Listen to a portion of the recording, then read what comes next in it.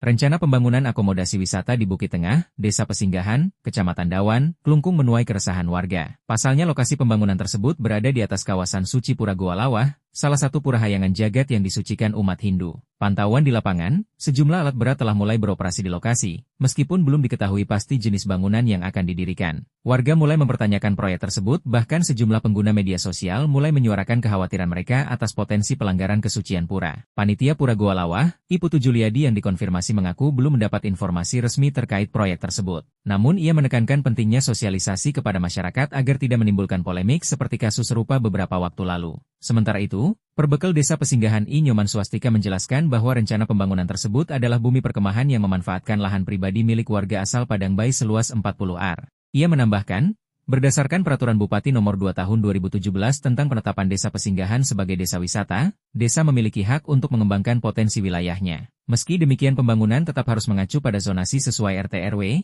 yang mengatur kawasan inti di timur dan barat Pura Goa Lawah sebagai zona yang tidak boleh dibangun. Proses perizinan saat ini masih dalam tahap pengurusan. Namun pemerintah desa menyerahkan keputusan akhir kepada dinas terkait. Rencana proyek ini akan dinamai Bumi Perkemahan Bukit Tengah. Sosialisasi kepada masyarakat kata dia akan dilakukan melalui prajuru Banjar dan tokoh adat setempat. Namun pihak desa berharap proyek ini dapat berjalan tanpa mengganggu kesucian pura maupun menimbulkan gejolak sosial. Kasat Pol PP Klungkung Dewa Putuswarbawa mengaku masih akan menelusuri perihal adanya pembangunan di Bukit Tengah, Desa Pesinggahan, Kecamatan Dawan, Klungkung yang belakangan ini menjadi sorotan.